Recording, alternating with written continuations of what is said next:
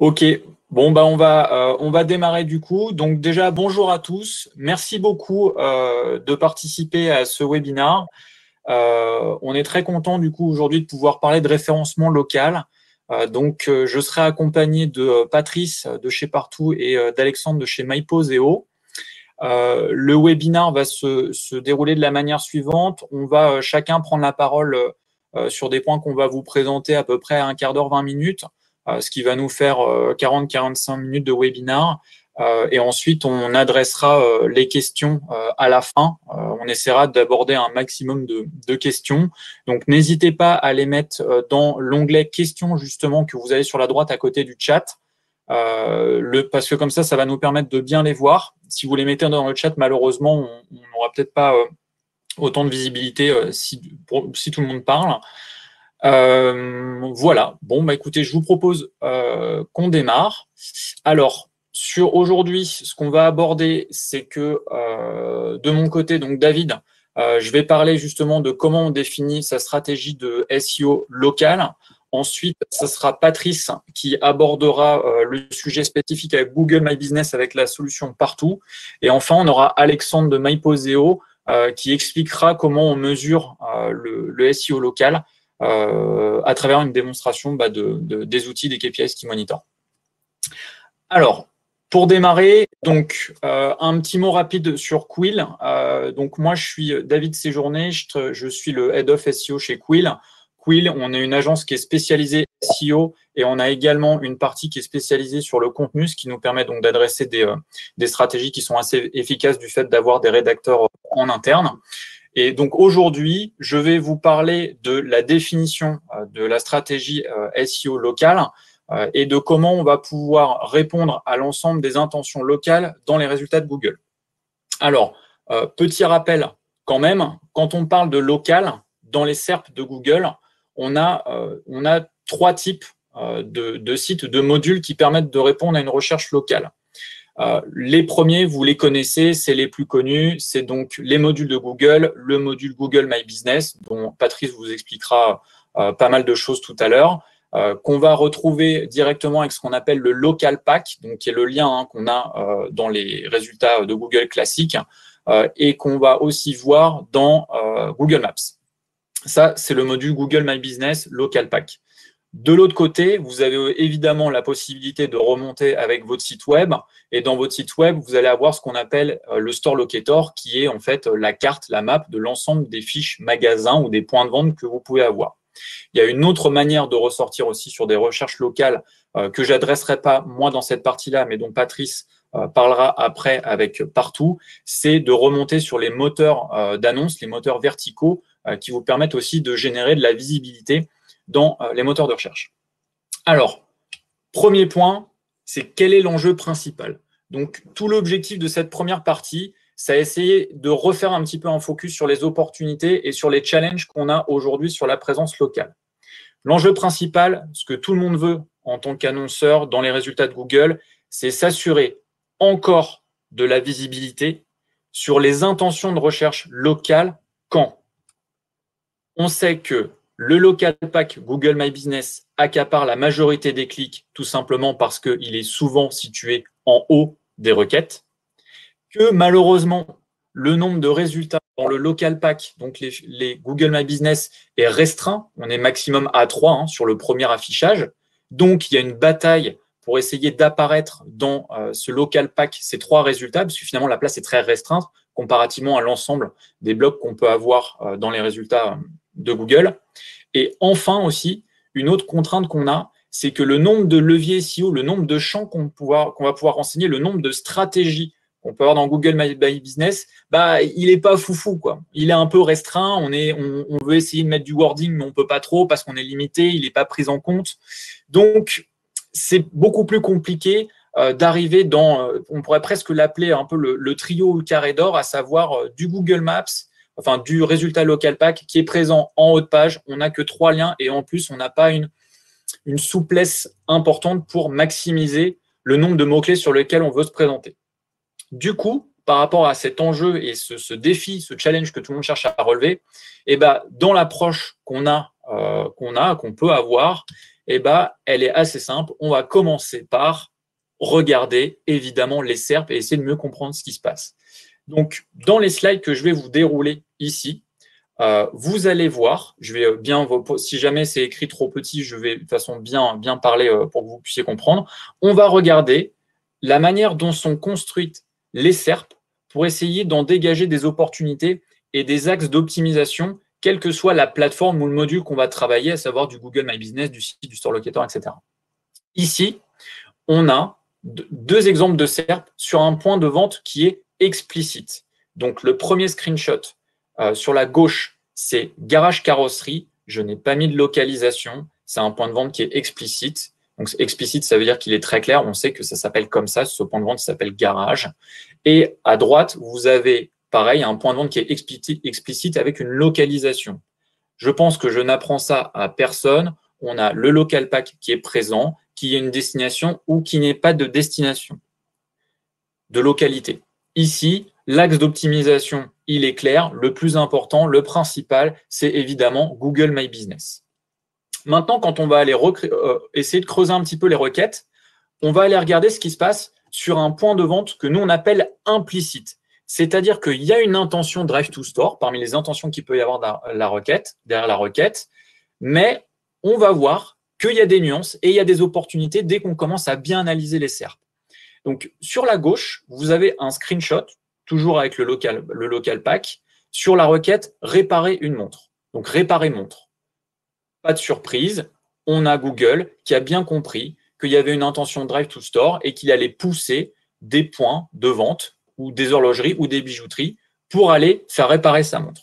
Et puis, dès qu'on va aller chercher un petit peu plus dans la long tail et les autres intentions qu'on pourrait avoir, screenshot de droite, changer le bracelet montre, et bien là, on va observer qu'on n'a pas de résultat Google My Business. On n'a pas de local pack.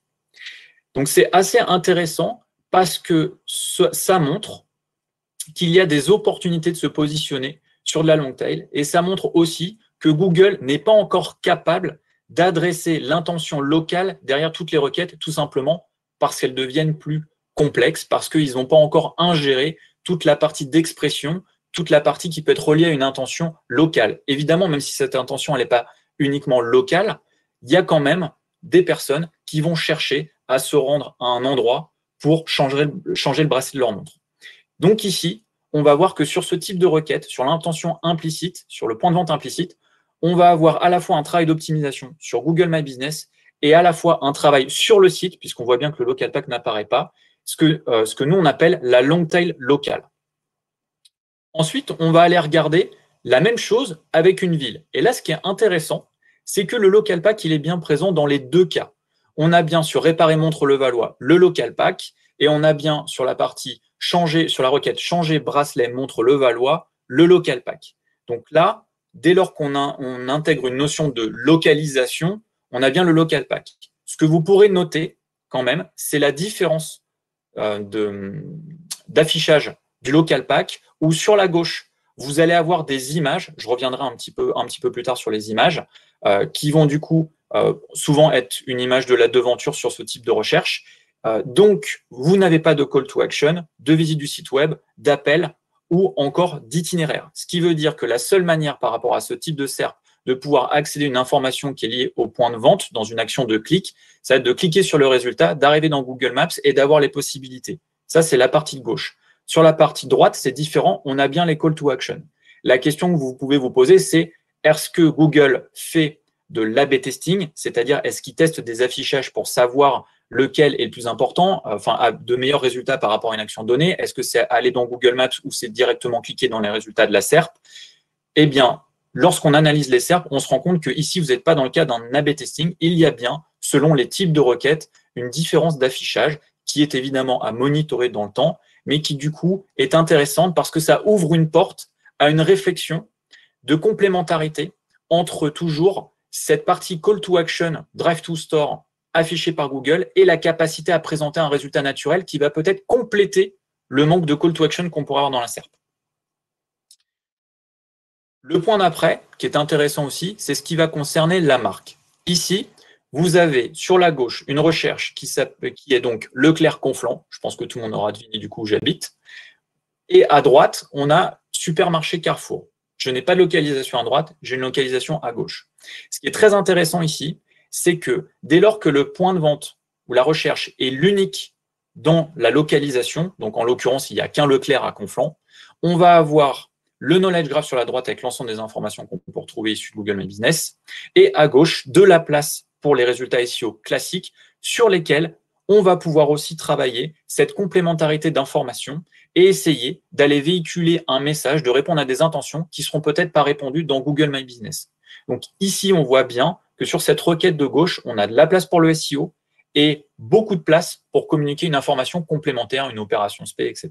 Dépendant de si vous utilisez tout ce qui est promo sur Google My Business. Sur la droite, c'est intéressant aussi, on observe que toujours sur une requête marque, malgré le fait que là, du coup, on ait plusieurs résultats, puisque je n'ai pas précisé de localisation, donc plusieurs résultats locaux, on va voir très souvent, si ce n'est pas dans la majorité des cas, la présence du site web marque concerné au-dessus du local pack. Pareil, on a une bonne visibilité, on a un résultat qui est assez étendu, qui permet aussi d'offrir une complémentarité d'informations, des call to action, qui vont permettre de favoriser un clic s'il a de l'intérêt dans l'information qui est recherchée par l'internaute qui n'est pas allé sur le site web, trouver un itinéraire ou encore appeler. Alors, les deux exemples après sont très, très intéressants parce que justement, on voit que Google n'est pas encore capable de vraiment tout adresser en termes de localisation. Ça viendra peut-être après, mais du coup, il faut le regarder et le monitorer. Ce qui laisse de l'opportunité intéressante pour le SEO classique. Je reviens encore sur l'enjeu que j'énonçais au départ, c'est que dès lors qu'on a une intention locale qui est identifiée par Google, on va avoir le local map qui va remonter très haut avec un nombre de liens qui est restreint. Ce qui veut dire que la bataille est encore plus importante, beaucoup plus dure pour essayer d'être présent. Mais si demain, maintenant, on va aller chercher les requêtes sur lesquelles on peut soit assurer de la complémentarité, soit trouver l'absence de local pack, on va pouvoir remonter sur ce type de requête. Les exemples ici, c'est à gauche, faire une permanente à Paris, aucun résultat. Google Maps, Google My Business. Et sur la droite, réparer portière Nantes, aucun résultat local pack. Vous noterez que dans ces deux exemples-là, il y a bien le nom d'une ville. Google ne sait pas encore afficher tous ces types de résultats qui sont soit par le travail de l'algorithme qui doit être encore réalisé sur le travail sémantique pour comprendre que ces requêtes-là demandent un affichage local, ou tout simplement parce que ce sont des mots qui ne sont pas présents ou qui sont, comme je reviens sur mon premier point, qui ne sont pas encore explicites pour Google, compréhensibles, sur la capacité à présenter un résultat local. Ce qui veut dire que réparer portière, ça se trouve, ce mot-clé-là, il ne le retrouve jamais dans les informations de Google My Business, exactement comme faire une permanente. Ce qui est l'enjeu aujourd'hui pour des annonceurs, quel que soit de tout type, que ce soit sur de la santé, que ce soit sur… oui, effectivement, il y a des différences, mais là, on est sur un travail de long tail. J'expliquerai après la logique, mais c'est un bon point, Jean, sur le fait que sur Permanente Paris, on a un affichage local pack.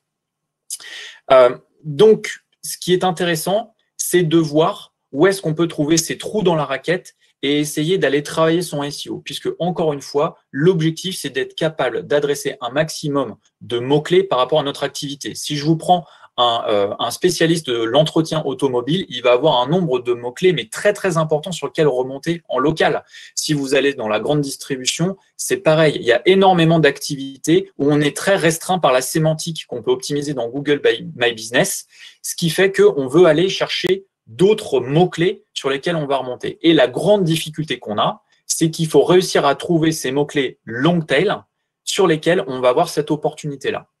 L'exemple d'après, du coup, il va être sur la recherche d'un produit. Et là, on commence à comprendre un petit peu plus les difficultés qu'a Google à essayer de rendre ces résultats pertinents. En l'occurrence, ici, c'est une recherche qui est très simple, c'est casque Bluetooth. Donc, à l'origine, sur casque Bluetooth, l'intention locale, elle n'est pas forcément palpable. C'est-à-dire que c'est une personne qui peut chercher une information, qui peut essayer de benchmarker, faire des comparatifs, etc. Mais comme Google veut répondre à un maximum d'intentions possibles dans ses résultats, il se doit de présenter des points de vente qui sont à proximité. Et là, vous commencez à voir que sur un type de recherche type produit, si on prend des retailers comme la Fnac, comme Boulanger, etc., ils ont un nombre de mots-clés sur lesquels ils peuvent apparaître qui est très conséquent et que le local pack, c'est très compliqué pour Google d'être capable de comprendre que tous ces mots-clés-là sont des cibles pour ces retailers. Du coup, donc ici, vous avez un zoom. Le local pack ici se trouve en bas. Je vais essayer d'arriver là. Voilà. Le local pack se trouve en bas et je voulais zoomer. Et voilà ce qu'on voit ici. On a deux informations qui sont intéressantes. La première, ça c'est récent, c'est que Google va citer, en fait, va mettre une expression, une phrase qui va mentionner que le casque Bluetooth est présent sur le site web du client. Alors, on a commencé à faire des recherches là-dessus. On a des doutes quand même sur le fait que ce soit le site web qu'il mentionne. On pense que c'est plutôt du Merchant Center parce qu'on a un doute sur la capacité de Google à vraiment relier tout ce qui se passe sur Google My Business et sur le SEO, on va dire classique, sur le crawl des sites, mais c'est plausible. Et le deuxième point qui est très intéressant, c'est que Google a la capacité de faire remonter les photos produits qui sont liées à la requête. Et ça, ces images-là sont issues des photos qui sont uploadées dans les fiches Google My Business par les utilisateurs ou les annonceurs. Je crois que Patrice parle un petit peu des images après, et ça sera intéressant justement d'en discuter, de voir comment on peut optimiser les images dans les fiches Google My Business. Donc là, encore une fois, ce qu'on voit, c'est que Google a une difficulté à bien adresser l'ensemble des requêtes et a besoin d'améliorer ses sources d'informations pour être capable de présenter un résultat local qui soit pertinent.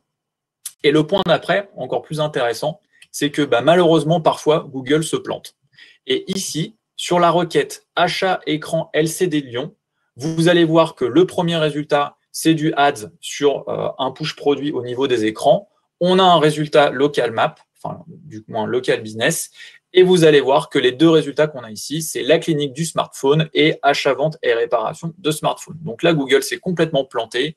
Là où je cherchais un écran LCD, donc plutôt une télé, on va dire, même si l'écran LCD est valable pour le téléphone, on va avoir, par rapport à cette attention, des résultats qui ne sont pas bons. Quelle est du coup l'opportunité? C'est l'opportunité d'aller sur du SEO, parce qu'une personne qui va chercher à acheter une télé ne va pas cliquer sur ces résultats-là, tout simplement parce qu'ici on parle de smartphone et réparation de smartphone. Du coup, le scroll va continuer dans la page de Google pour aller chercher des résultats SEO. Encore une opportunité, heureusement, pour aussi les sites web. Du coup, si on prend un petit peu l'analyse des SERP et qu'on regarde ce qui se passe, qu'est-ce qu'on remarque? On remarque que Google Business, c'est bien, mais ce n'est pas suffisant. Pourquoi? Parce que Google My Business, certes, est omniprésent sur tous les types de requêtes. Et on le voit bien au fur et à mesure du temps. Avant, on n'avait pas de local pack sur les recherches produits. Sur les services, ça dépendait. Ensuite, quand on allait travailler un petit peu aussi les requêtes, je vais vous donner un exemple. Il y a 2-3 ans, sur bijouterie, on avait des résultats local pack et sur magasin bijoux, on n'avait rien. Donc, on voit bien que Google continue, évidemment, d'apprendre sur le wording. Mais il y a encore beaucoup de trous dans la raquette. C'est ce que je vous ai démontré juste avant.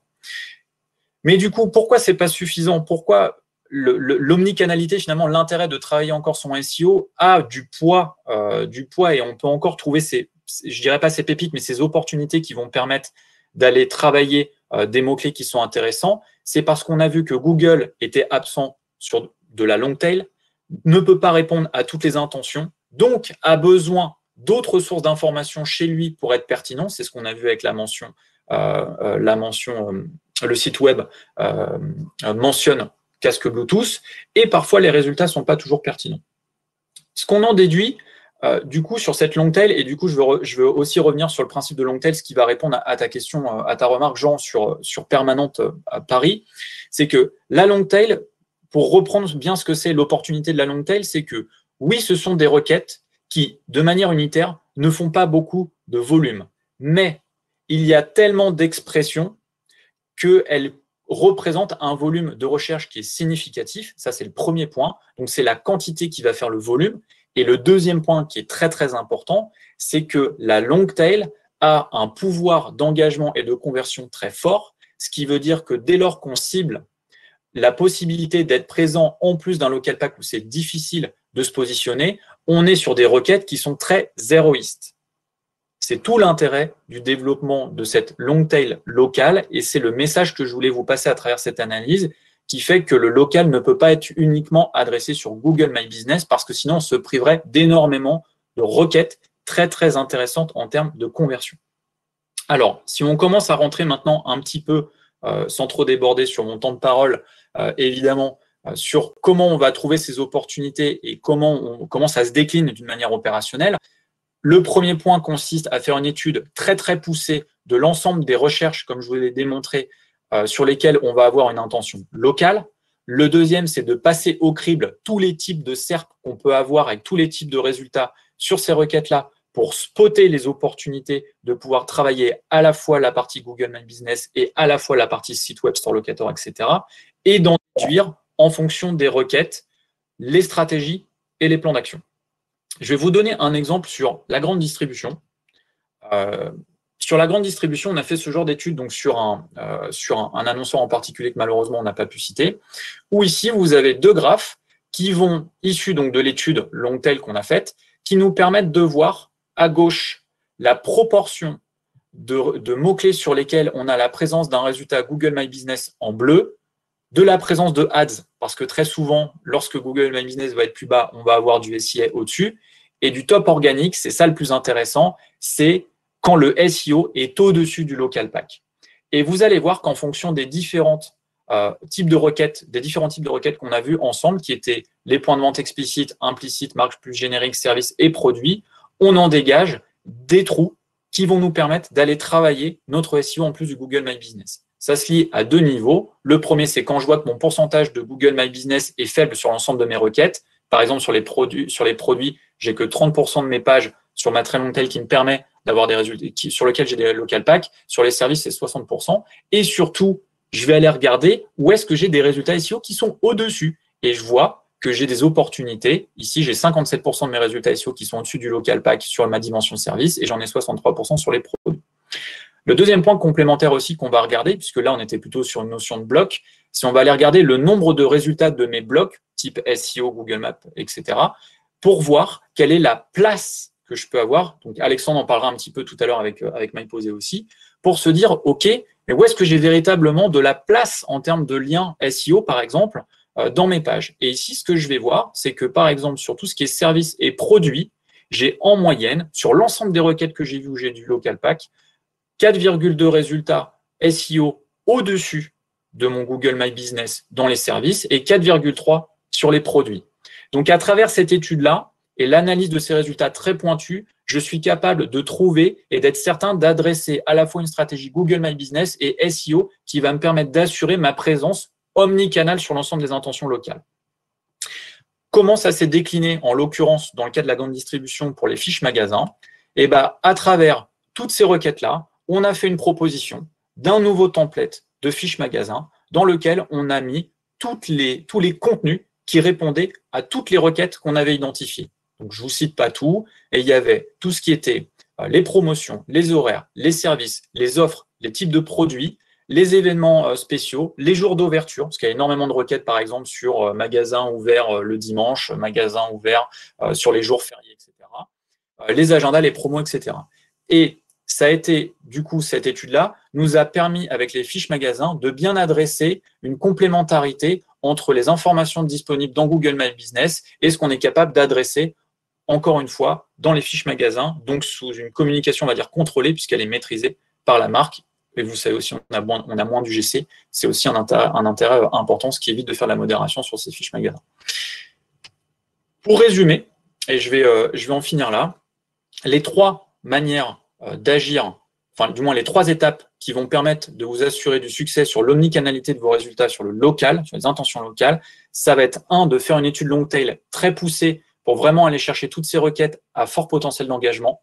2, d'étudier les SERP de manière très très granulaire pour être capable d'identifier les opportunités qui sont à la fois sur que du Google My Business, que du SEO, ou les deux pour assurer encore cette complémentarité, ce qui va mener donc à deux grands types d'actions, qui est le travail de vos supports sites, à savoir le site, les pages de résultats, les listings de résultats, type des annonces locales, ou les fiches magasins, les fiches points de vente, qui va passer par une élaboration d'un contenu très travaillé sur la création de contenu, de l'ajout de renseignements qui sont évidemment mesurés, et ensuite toute la stratégie Google My Business. Et là, vous pouvez voir, c'est là où je fais ma belle transition vers Patrice, côté partout. Génial, merci David. Alors, je vais charger ma présentation.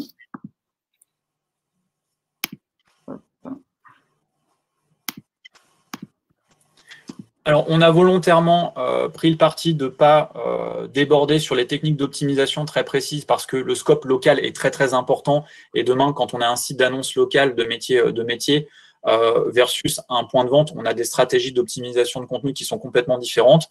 Donc, on a préféré vous montrer des opportunités, une méthodologie qui permettait encore d'assurer l'omnicanalité, plus que de rentrer dans du classique qu'on retrouve partout sur la toile, qui est l'optimisation pure et dure de vos points de vente.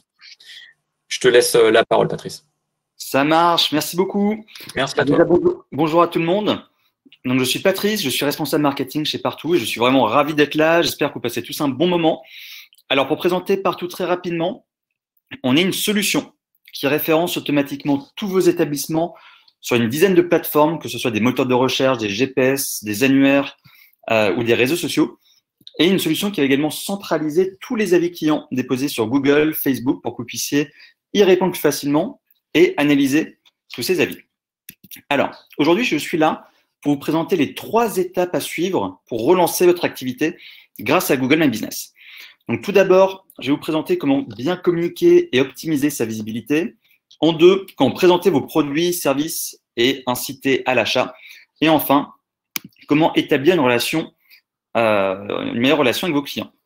Alors, tout d'abord, Google My Business, donc David en a déjà pas mal parlé. Donc, vous connaissez déjà tous cette plateforme, c'est vraiment la nouvelle vitrine digitale de vos établissements. Et c'est surtout de plus en plus le premier point de contact avec les internautes. Et je pense que vous le voyez vous-même au quotidien, hein, quand vous faites une recherche, par exemple, d'un magasin de bricolage à Nantes, ce sont ces fiches Google qui apparaissent en évidence. Donc, soit dans votre propre site web, comme on le voit là à gauche sur le smartphone, ou avec une belle mise en avant, comme on le voit sur les versions desktop. En revanche, qu'est-ce qui vous permet d'apparaître dans les meilleurs résultats de recherche? Et là, il y a 3 critères à avoir en tête. 3 critères qui sont justement utilisés par Google. Le premier point, c'est la distance.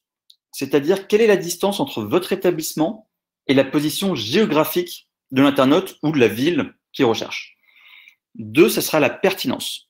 Donc, la cohérence entre la requête de l'internaute, donc ces mots-clés, et vos informations présentes en ligne. Si, par exemple, je cherche un supermarché ouvert à Marseille, je m'attends à ce que les résultats me proposent bien des supermarchés qui soient bien tous ouverts et bien tous situés à Marseille. Patrice, est-ce que tu peux mettre te mettre en plein écran parce que l'écran est petit du coup et on ne voit pas très bien. Ok, alors pourtant je suis en plein écran. Alors, hop.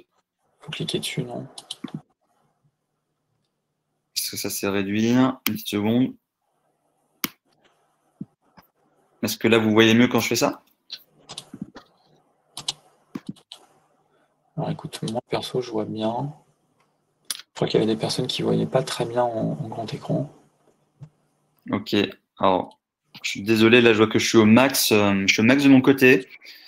Donc vous allez encore plus être obligé de m'écouter. Je suis navré si vous voyez ça en petit. Dans tous les cas, vous recevrez la présentation en parallèle, mais si vous m'écoutez bien, ce sera déjà le plus important et le plus agréable pour vous.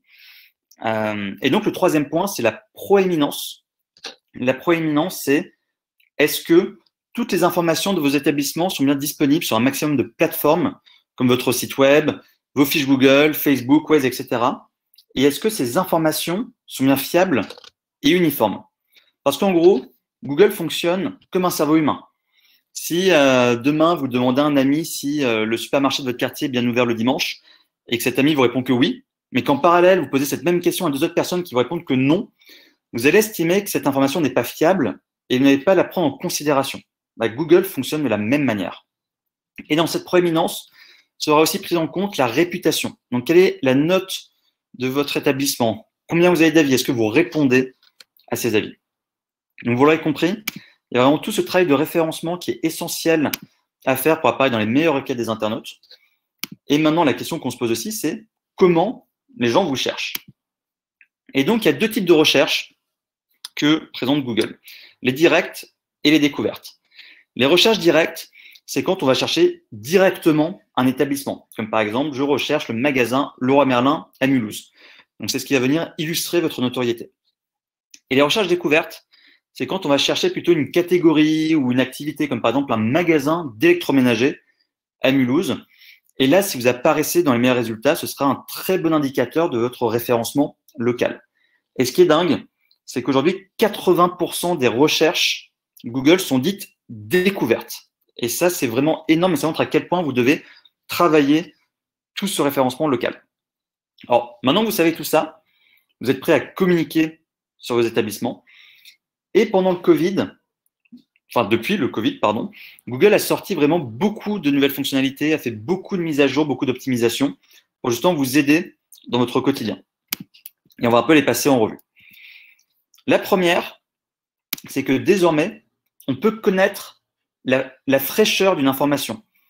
Quand des horaires sont mis à jour par un magasin, on peut savoir si ça a été mis à jour il y a 48 heures, il y a 2 semaines, il y a 4 mois. Donc, dans cette période, on va dire encore plus d'incertitude. C'est ultra important pour vous et moi, en tant que consommateurs, de savoir si les informations ont été mises à jour récemment ou non. La deuxième chose, c'est qu'ils ont sorti ce qu'on appelle les horaires secondaires. Parce que peut-être que votre entreprise propose des services, comme par exemple, je ne sais pas moi, du drive, des services de réparation ou autres, qui ont des plages horaires qui vont être différentes, comme par exemple un service qui sera disponible que de 8h à midi, que de 14 à 16h. Donc désormais, vous pouvez présenter les horaires de vos différents services. Et ça, franchement, enfin, déjà dans notre quotidien, c'est quand même super agréable d'avoir ces informations-là.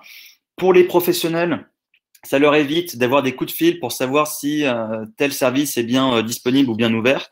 Donc ça, c'est quand même super, super utile. Et la troisième chose qui vous permet également de bien communiquer, ce sont les Google Posts. Alors les Google Posts, ça date un peu plus pour le coup, mais c'est devenu encore plus utile, notamment pendant le confinement. Donc pas mal de marques comme des concessions automobiles, comme vous le voyez ici, si vous arrivez à voir, qui ont communiqué pour dire, ben voilà, nos établissements sont en train de rouvrir. En revanche, on préconise des rendez-vous par visioconférence. Nous désinfectons toutes les voitures, nous mettons des lingettes, etc. Donc c'est vraiment une super manière de communiquer.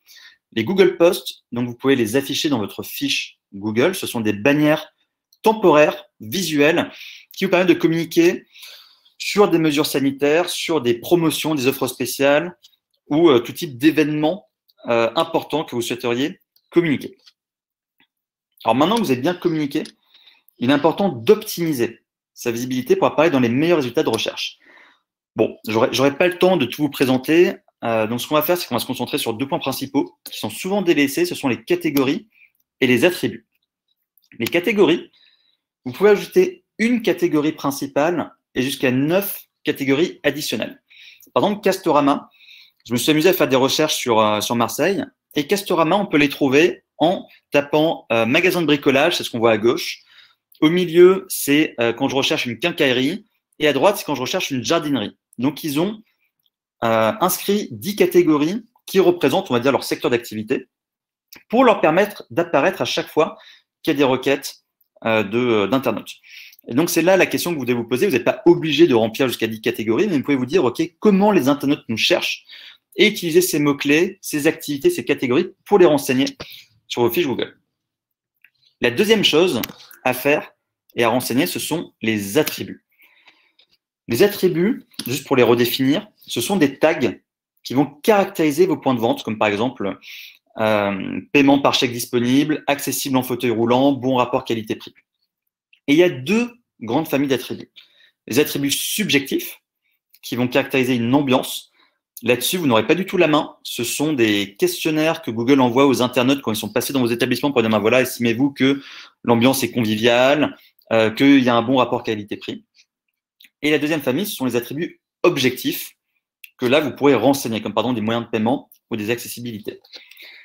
Et pendant le confinement, Google a sorti beaucoup d'attributs pour faciliter les quotidiens des établissements, mais aussi le nôtre en tant qu'utilisateur, consommateur, pour savoir, ben voilà, est-ce que je peux bien faire des achats dans le magasin? Est-ce que je peux faire des retraits à l'intérieur ou en extérieur? Est-ce que le restaurant me permet de manger sur place ou est-ce que je dois me faire livrer? Et avec aussi même des attributs de est-ce qu'on peut faire la prise de rendez-vous en ligne, devis en ligne? Bref, tout ça a été vraiment facilité pendant cette crise du Covid, enfin qui continue d'ailleurs. Et ça, c'est ultra utile. Donc, je vous recommande de remplir ces informations si vous n'avez pas eu le temps de les faire. Et les tout derniers attributs, ça c'est tout frais, ça vient de sortir. qui peuvent vous permettre de renseigner si, par exemple, bah voilà, si le masque est obligatoire, s'il y a des prises de température qui sont faites. Donc, encore plus de renseignements super, super importants dans le temps actuel à communiquer auprès des consommateurs. Donc, maintenant que vous avez amélioré votre SEO et que vous êtes visible sur toutes les requêtes des internautes, il est temps de présenter votre offre. Et l'offre, d'après une étude qui a été faite par Google et Ipsos, c'est que 83% des internautes déclarent qu'ils seraient plus susceptibles de se rendre en magasin s'ils pouvaient avoir un accès facile à l'offre produit en amont de la visite. Et c'est comme ça que Google a sorti les fonctionnalités de menu, produits, services pour toucher un peu tous les secteurs d'activité. Et ça, franchement, c'est super utile. Moi, je m'en sers pas mal dans mon quotidien. Alors, c'est visible uniquement sur mobile, mais ça vous permet en un coup d'œil de voir, par exemple, l'offre de service. Là, c'est une location saisonnière d'un hôtel. On peut voir les chambres qui sont proposées, la tarification. Si vous êtes un restaurant, vous pouvez mettre votre menu de entrée, plat, dessert. Et si vous avez plutôt des produits physiques, alors bien sûr, si vous avez des milliers de références, clairement, ne vous amusez pas à les ajouter à la main là-dessus. Mais vous pouvez présenter vos produits phares, vos catégories de produits pour justement montrer un peu votre offre. Donc ça, c'est vraiment top. En revanche, il y a une information à avoir en tête, c'est que ces produits, services qui sont affichés ne sont pas cliquables. Je ne peux pas cliquer sur la chambre, faire une réservation. C'est vraiment un affichage à titre informatif. Et en revanche, pour aller plutôt sur du call to action et déclencher de l'acte d'achat, il y a les URL secondaires que vous pouvez renseigner sur votre fiche. URL secondaire, par exemple, prendre un rendez-vous en ligne, faire une demande de devis, accéder à vos offres spéciales, à votre catalogue de produits. Ça, ce sont des choses que vous pouvez rajouter volontairement sur votre fiche. Alors attention, si jamais vous avez des partenaires, par exemple, comme La Fourchette dans la restauration ou Treatwell dans la santé-beauté, ces URL viendront se mettre automatiquement et à chaque fois qu'une personne viendra réserver, vous paierez des commissions. Donc, il est très facile depuis le back-office Google de vous mettre en première position et de mettre en avant votre propre site de réservation si vous en avez un, bien entendu. Et enfin, une fois qu'on a acheté notre produit, on peut venir échanger avec l'établissement. Et ça, c'est devenu encore plus important dans la période actuelle, c'est de rétablir une relation avec vos clients. Et la première chose qui est quand même très souvent délaissée, c'est la réponse aux avis. Imaginez tous ces gens qui vous communiquent et partagent une expérience et qui n'ont parfois pas de réponse. C'est super frustrant. Donc la première chose, c'est prenez le temps de répondre aux avis clients. Ça fait super plaisir parce que la personne reçoit une notification par email pour dire le propriétaire de l'établissement a répondu, donc ça fait quand même super plaisir. Le point 2, c'est que vous ne répondez pas à une personne, mais à des milliers de personnes. En fait, on voit que de manière régulière, il y a des milliers de visites tous les mois sur les fiches. Je pense qu'on a même tous un peu les mêmes réflexes de regarder les avis. Et encore plus, quand il y a un avis négatif, on a un peu envie de voir de quelle manière répond le propriétaire. Est-ce qu'il est agressif, pas agressif, cordial, pas cordial. Donc, c'est super important. Et au-delà de ça, plus vous répondez, plus vous faites vivre votre fiche et plus ça fait plaisir à Google et ça vous met en avant dans le référencement. Et au-delà de ça, finalement, vous avez pour vous, une mine d'informations parce que vous êtes assis peut-être sur des dizaines, centaines ou milliers d'avis par fiche Google qui peuvent vous permettre de réaliser de véritables analyses sur les motifs de satisfaction ou d'insatisfaction de vos clients. Par exemple, pour Indeed, c'est super facile pour eux de savoir que à chaque fois que le mot prix est cité dans un avis, la note moyenne de cet avis est de 4,2 sur 5. Donc, ils savent que la politique tarifaire est très appréciée des consommateurs. Et enfin, pour clôturer cette partie, il y a une fonctionnalité qui est assez récente, qui est Google Message, qui rentre encore plus dans cette thématique du conversational commerce. On va venir, par exemple, chatter sur Facebook Messenger avec un établissement, sur WhatsApp, désormais on peut aussi faire ça. Google a aussi sa fonctionnalité qui s'active depuis une application mobile pour venir chatter avec l'établissement. Cette fonctionnalité, vraiment, activez-la uniquement si vous pensez avoir les ressources pour répondre très rapidement. Parce que c'est comme dans une thématique de chat. Donc, si vous répondez que le lendemain ou 2 jours après, ça n'a plus trop d'intérêt. Donc, si vous l'activez, c'est que vraiment, vous pensez être ultra réactif. Et ça, c'est quelque chose qui prend encore plus d'importance aujourd'hui dans l'incertitude qu'on a pour savoir si un établissement est bien ouvert, si les horaires n'ont pas changé, de pouvoir être rassuré sur ce type d'informations. Et donc, voilà, pour finir ma prise de parole, en mettant en place toutes ces actions, bien sûr, au-delà de toute la communication que vous faites, la visibilité que vous avez, c'est aussi un tracking de KPI qui va vous intéresser. La possibilité de pouvoir traquer tous vos call to action pour savoir combien il y a eu de demandes d'itinéraires, de coups de fil, de visites vers votre site web. Donc tout ça, il est possible de le traquer directement et de mesurer vos progressions de période en période, que ce soit sur la partie visibilité, comme vous le voyez ici, ou sur la partie e-réputation, où vous pouvez suivre l'évolution de votre note moyenne par établissement ou de manière nationale, le taux de traitement de vos avis, mais également les délais pour voir justement si vous arrivez à répondre de plus en plus vite aux avis de vos clients. Et donc voilà, écoutez, j'en ai fini. Partout, on travaille avec plus de 300 clients dans une trentaine de pays sur tout secteur d'activité. Et maintenant, je vais laisser la parole à Alexandre de MyPoseo pour parler de la suite. Merci Patrice. Alors, je viens de vous partager mon écran. Normalement, ça doit s'afficher. Bonjour à tous. Donc moi, je suis Alexandre Sigouin, je suis cofondateur et CEO de MyPoseo. En 2 mots, MyPoseo, depuis 10 ans, on aide les SEO, à la fois agences et in-house, à accélérer le travail de leur collecte de données, pour le SEO majoritairement, et à bien mesurer leur performance et la visibilité. Dans ce cadre-là, bien évidemment, on s'occupe aussi de mesurer et d'aider à collecter, interpréter les données pour le SEO local. Donc, ce sont des problématiques spécifiques. Et on va voir au travers de cette présentation-là, rapidement, comment on peut suivre les bonnes étapes. La première, c'est quels sont les outils et les données qu'on va pouvoir utiliser pour la mesure du SEO local. La seconde, c'est quels sont les indicateurs potentiellement qu'il faut collecter et analyser pour pouvoir mettre en place sa stratégie. Donc, David nous a parlé de la partie stratégique un peu en amont. Patrice nous a parlé de la partie Google My Business qui prend une place très importante sur le SEO local. On va voir un peu plus en détail les indicateurs. Et ensuite, comment utiliser ces indicateurs et quelles sont finalement les décisions qu'on peut prendre, à la fois quand on est un SEO agence, mais aussi éventuellement quand on travaille chez la marque et qu'on est responsable du référencement local. Donc, je refais un très rapide laïus sur les différents types de résultats qu'on a dans la SERP locale. Vous allez voir que ça a son importance puisque derrière, il y a des indicateurs spécifiques que l'on va pouvoir utiliser et conserver analyser dans le temps qui vous permettront ensuite de bien vérifier que vous êtes positionné.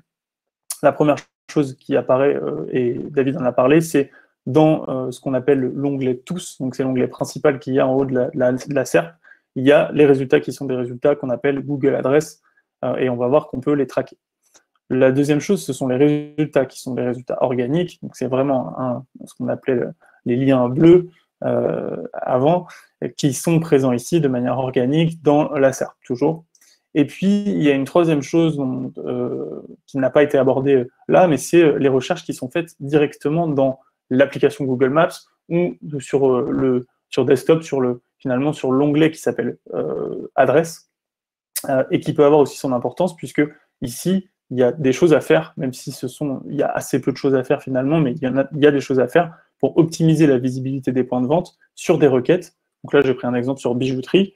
Il y a des choses à faire pour optimiser la visibilité de ces fiches Google My Business. Et donc nous, on va s'occuper de la partie mesure de visibilité et de performance, et on va voir que ce sont aussi des choses que l'on peut traquer. Donc, on a 3 façons on a 3 choses qui sont présentes dans les SERP qu'on va pouvoir aller analyser pour vous présenter les différents indicateurs. On a démarré par les outils qui sont intéressants à utiliser quand vous voulez suivre les performances et traquer et optimiser. Le premier dont on va parler très légèrement, puisqu'il n'y a pas forcément de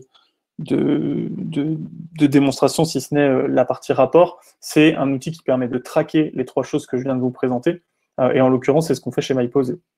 Le deuxième outil que vous allez pouvoir utiliser, c'est un outil comme partout qui regroupe finalement la gestion de toutes vos fiches Google My Business, ce qui va vous permettre, sur un nombre de points de vente qui peut être parfois élevé, 50, 100, 200, d'avoir dans un seul et même endroit finalement toutes les statistiques de l'ensemble de vos points de vente.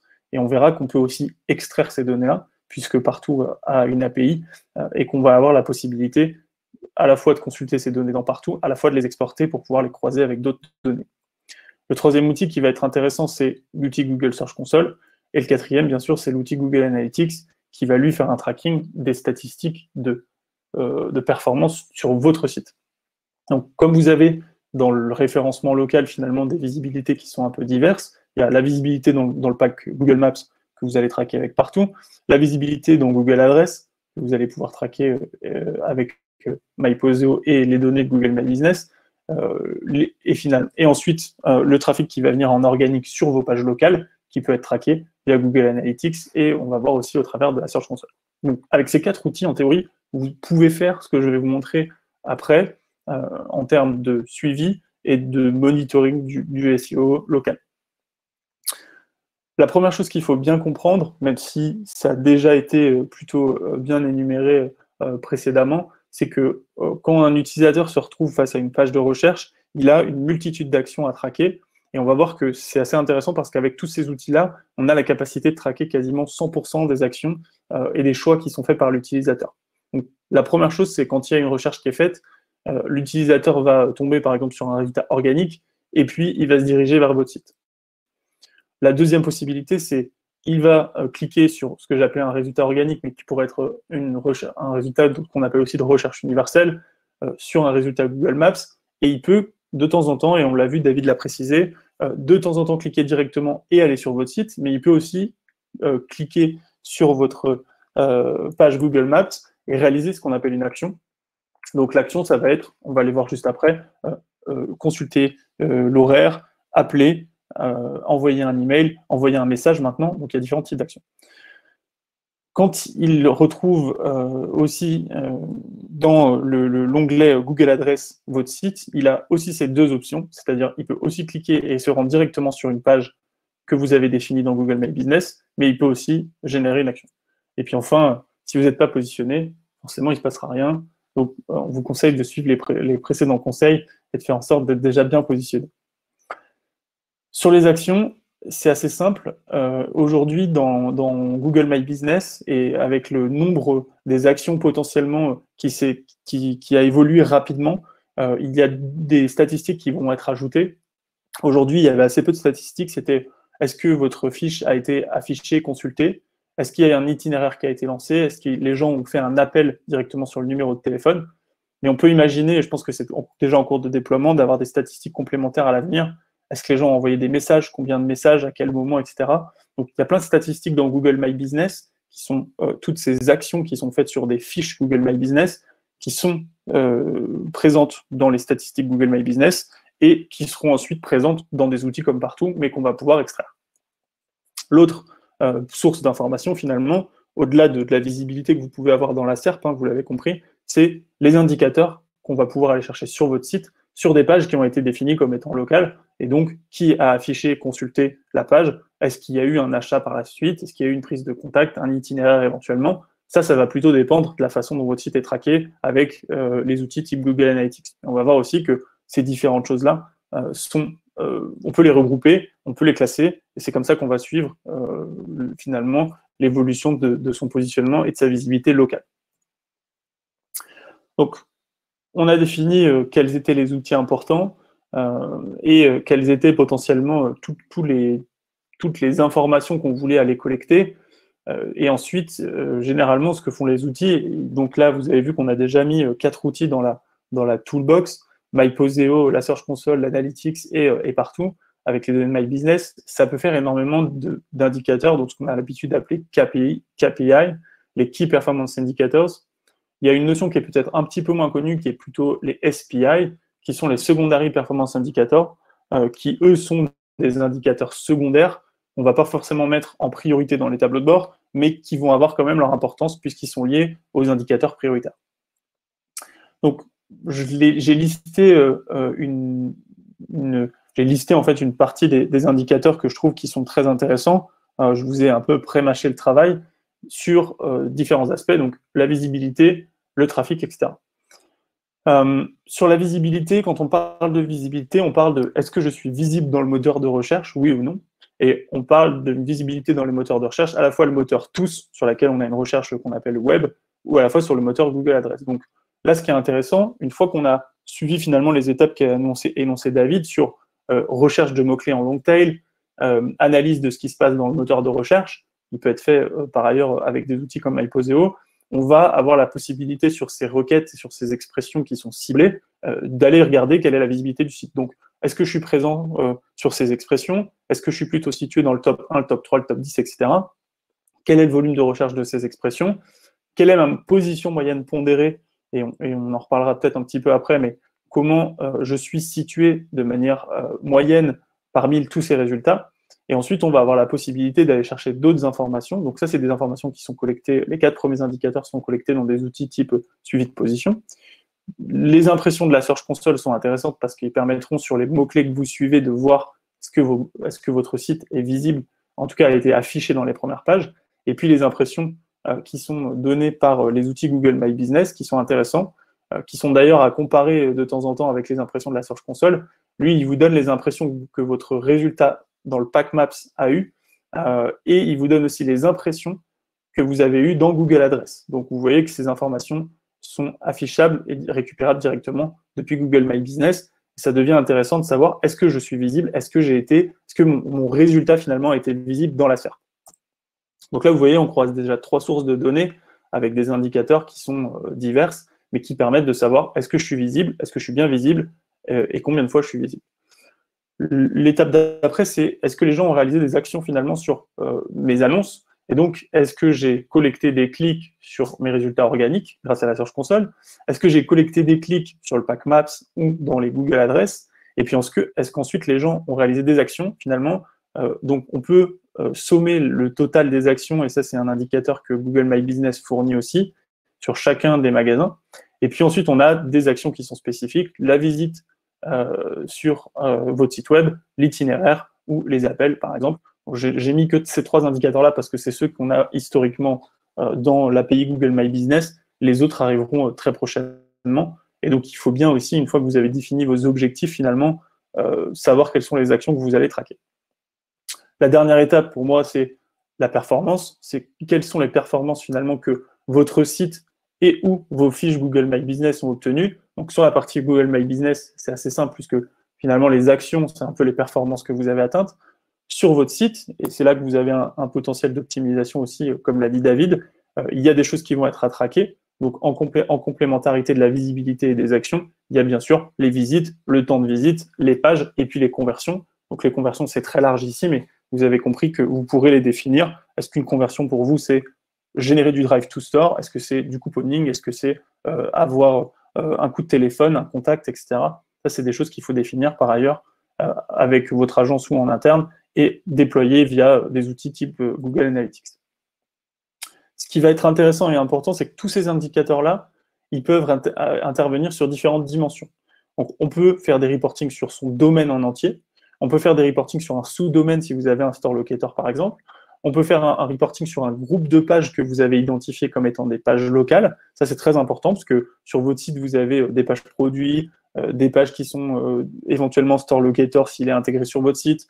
Mais vous pouvez aussi avoir des pages dites locales que vous créez de manière spécifique pour attaquer de la longue traîne. Donc, vous pouvez créer des groupes de pages et dire, voilà, j'ai créé ce groupe de pages pour attaquer certains keywords en longue traîne. Je veux faire des statistiques de taux de présence, d'impression, de clics et de visites, par exemple, sur ces pages-là. Voilà. Et ensuite, vous avez différents niveaux qui sont intéressants. C'est juste pour montrer que déjà là, avec une dizaine d'indicateurs et 5 ou 6 dimensions, on peut vite avoir des tableaux de bord de visibilité qui sont très denses. Si je devais highlighter, entre guillemets, les top indicateurs, donc ce que j'appellerais KPI ici, voilà, je les ai mis en vert ici, c'est pour moi, sur la visibilité, est-ce que je suis bien présent en top 3, 1, 3, 10, 30? Quel est mon volume de recherche sur ces mots-clés? Et quelle est ma position moyenne pondérée? Combien de clics j'ai finalement sur mon Google Maps et d'actions au total?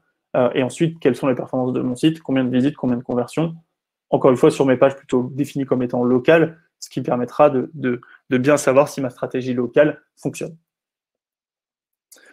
Donc là, on a parlé des indicateurs. Je vous ai parlé des outils, je vous ai parlé des indicateurs. On va parler d'un sujet qui est finalement dans la continuité sur comment centraliser les données et reporter tout ça. Je vais aller assez vite pour conclure, mais globalement, il y a 3 choses qui sont importantes sur la centralisation de vos données. C'est qui collecte les données, où est-ce qu'elles sont stockées, comment vous calculez ces différents indicateurs et comment vous les visualisez. Ça, c'est important pour choisir votre outil ou vos outils. Qui va ensuite avoir accès à vos rapports et quels sont les modes de consultation? Est-ce que vous les envoyez par email? Est-ce que vous les consultez en ligne? Est-ce que vous voulez les imprimer? Et ensuite, qui sont les interlocuteurs internes et à la fois externes, puisque quand on travaille en tant que SEO in-house, on peut avoir des agences dans ces interlocuteurs, mais on peut aussi avoir des gens en interne qui vont optimiser les contenus, s'occuper de l'administration des fiches Google My Business, etc. Donc, c'est très important, quand on prépare les reporting, de prévoir ces trois points-là. Ensuite, sur les outils de reporting, je ne suis pas exhaustif, mais j'ai mis ceux que je connais et maîtrise. Donc, bien sûr, Data Studio est un bon outil qui permet de regrouper tout ça. Report, qui est aussi un outil très intéressant qui permet de faire du reporting multisource. Clipfolio de la même façon. Tableau, qui est un peu plus complexe, mais qui peut le faire. Et MyPosteo propose bien sûr de faire ça, puisque ça fait partie de notre expertise, d'avoir des tableaux de bord qui sont complets et qui permettent de reporter sur le SEO. Un petit warning, bien vérifier qui est propriétaire de vos données, qui y a accès et où est-ce qu'elles sont stockées vos données historiques. Ça, c'est assez important. Il y a beaucoup de nos clients qui arrivent en nous disant « j'ai utilisé tel ou tel outil » ou « j'avais un prestataire qui me faisait ce reporting, etc. » mais je n'ai finalement pas d'historique et pas de données. Donc, je ne peux pas continuer à reporter et avoir de continuité dans mon reporting. Donc, je pense que c'est important, à la fois en tant qu'agence, à la fois en tant que SEO in-house, de bien maîtriser d'où viennent les données, est-ce qu'on en est propriétaire, est-ce qu'on a accès à son historique et comment on peut le conserver. Voilà, donc vous aurez les présentations, je vous montre quelques exemples de ce qu'on peut faire sur du dashboarding local, notamment quand on a des points de vente à l'intérieur d'un pays, dans toutes les régions par exemple. C'est un petit exemple de ce qu'on a pu faire pour le groupe Se Loger, avec une analyse de concurrence voilà, sur du taux de présence dans les résultats de Google. Ça permet d'identifier systématiquement quels sont les concurrents qui sont le plus visibles dans les SERP finalement. On a d'autres types de dashboards qui sont avec des focus concurrence. On a travaillé avec donc LTNedor qui est The Fork sur l'Espagne par exemple pour comparer la visibilité du site avec un autre site. Alors c'est pas vraiment de la concurrence parce que c'est un autre site du groupe qui était TripAdvisor pour regarder sur certaines villes quel était finalement le taux de présence, la visibilité, la part de voix, le trafic organique qui était généré sur les requêtes qui avaient été définies de manière locale. Donc voilà ce que ça peut donner en termes de data visualisation. Ce qui va être intéressant ensuite quand on a bien chargé les données de Google My Business, bah, ça c'est un exemple de ce qu'on a fait sur un de nos clients avec des données qui viennent de Google My Business finalement via un outil entre les deux comme partout qui permet d'afficher dans un seul et même tableau de bord toutes ces données-là, donc les actions des utilisateurs, le nombre de vues sur les maps, etc. Et puis de comparer ça dans le temps et de le stocker dans une solution de dashboarding. Et enfin, il y a peut-être quelque chose qui a sauté. Non, c'est bon.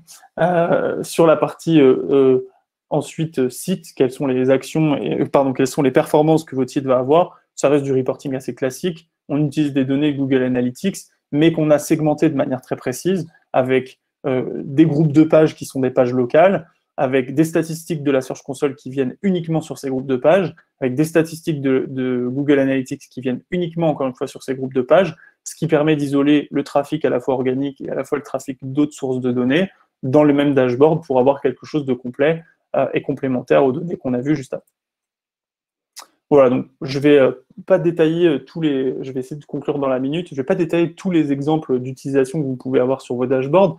La première chose déjà du dashboard, c'est maîtriser ces données, voir comment tout évolue. Après, il y a plein de choses que vous pouvez identifier et qu'on a déjà fait avec nos clients, par exemple, j'ai un indicateur qui vire au rouge, au vert ou une certaine alerte, et je vais mettre en place certaines choses. Donc encore une fois, nous, nos clients, c'est des SEO qui soient en agence ou chez l'annonceur, chez les marques.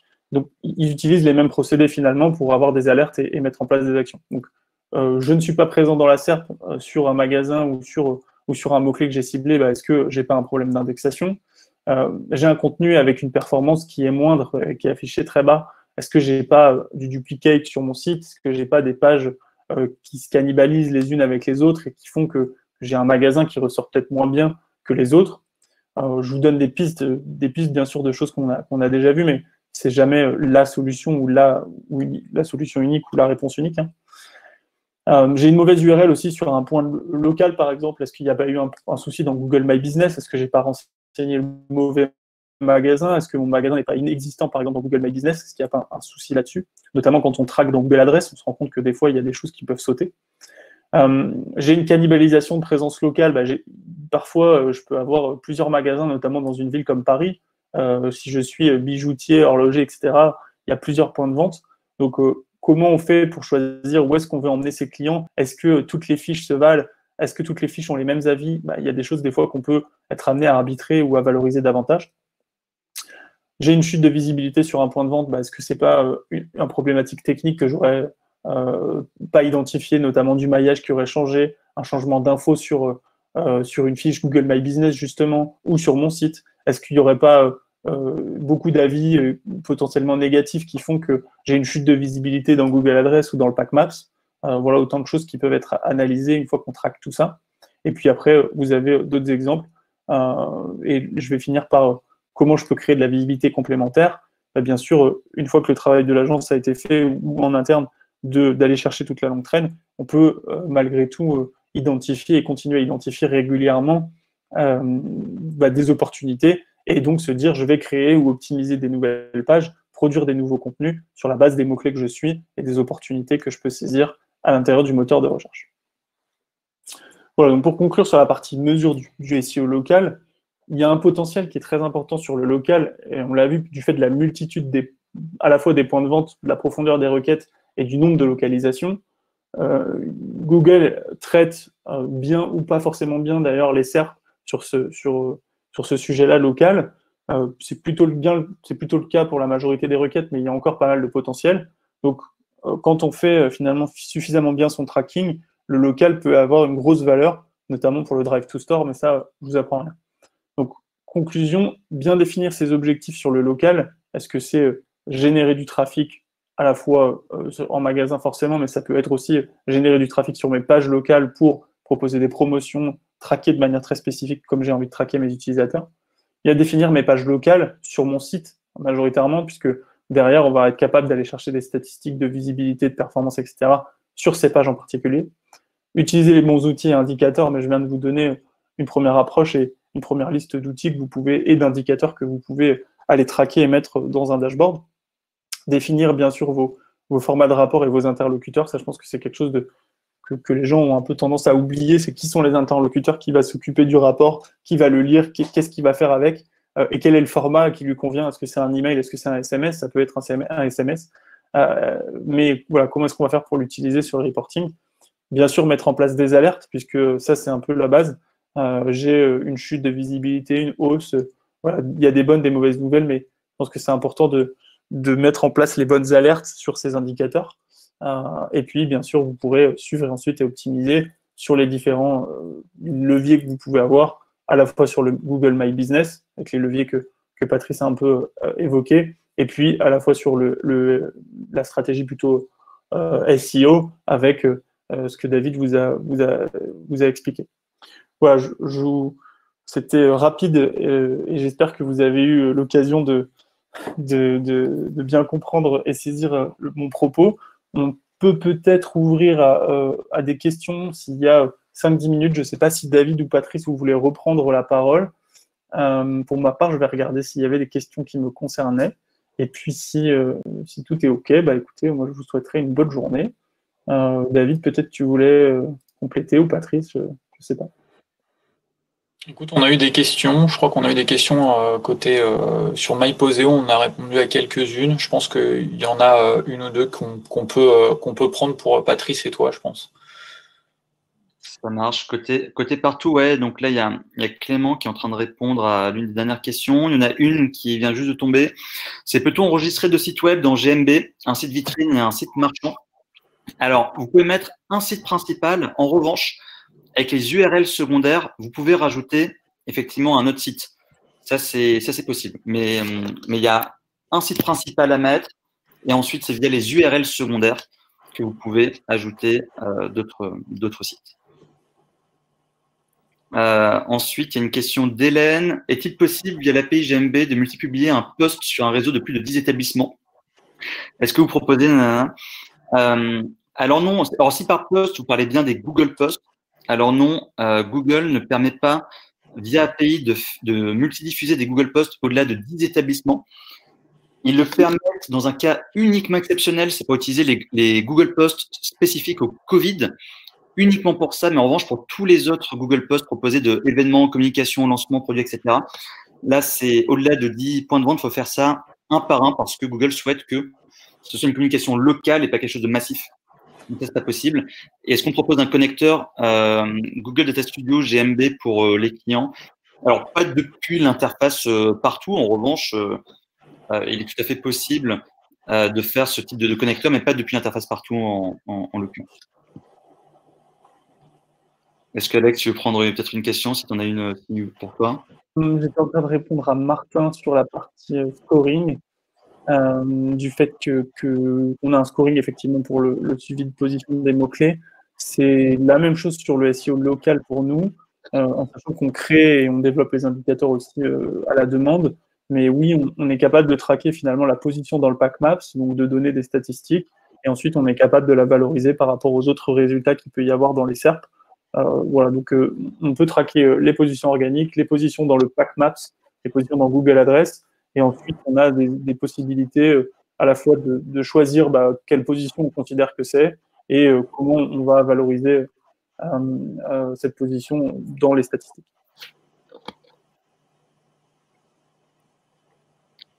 Il y a une remarque d'Isabelle aussi qui mentionne le fait qu'il y a des sites qui sont proposés, qui ne sont pas pertinents et qui se retrouvent au-dessus de Google Adresse. En fait, on n'est pas très étonné. Nous, on le remarque dans beaucoup de cas, et c'est un petit peu ce que je démontrais au début de la présentation, c'est-à-dire que Google n'a pas encore la capacité à bien répondre sur toute la long tail. C'est là où on voit, dans les exemples que j'avais montrés, ou sur changement bracelet-montre, il n'avait pas de résultats local, ou encore que lorsqu'on cherchait un écran plat à Lyon, on avait un écran LCD, on avait des résultats de smartphone.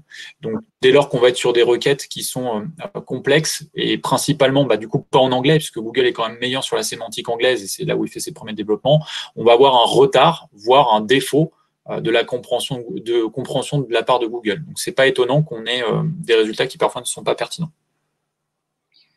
Et il y a une question de Mélanie. J'ai pu constater des contradictions dans les stats GMB.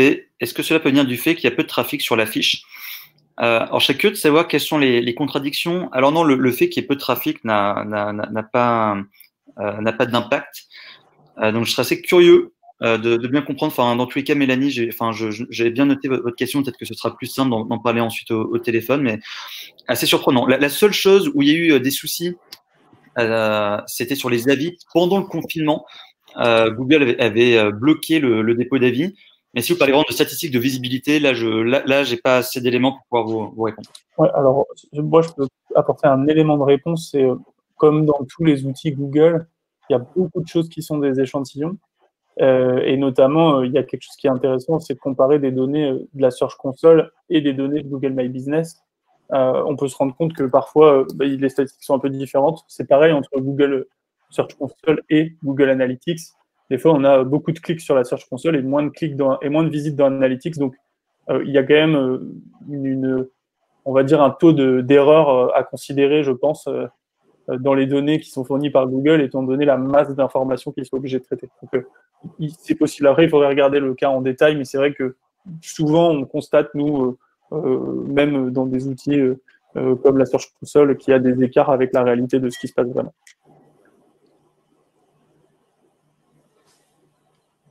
Il y a une question de Alexandre là sur la partie le positionnement de la concurrence sur les requêtes identiques à celles de notre entreprise. Oui, avec les outils MyPoseo, le principe c'est aussi d'analyser la concurrence. Donc vous pouvez retrouver les requêtes qui sont déjà positionnées par vos concurrents dans un outil qui s'appelle Analyse de marché et qui permet d'aller trouver ces requêtes-là et voir comment vos concurrents finalement se positionnent.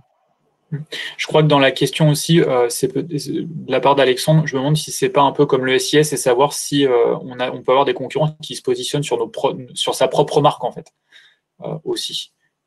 Et ça, c'est exactement la même chose. C'est-à-dire en gros, c'est comme en SIA quand on achète ta marque. Est-ce que tu peux aussi monitorer en SEO des sites qui vont essayer de se positionner, et c'est ce qu'on voit très classiquement avec les marketplaces qui se positionnent par exemple sur les noms des fabricants, et on a toujours cette battle entre les fabricants qui veulent remonter devant les marketplaces. Mais ça, évidemment, MyPoseo relève tout de toute manière, donc il est capable de le faire aussi.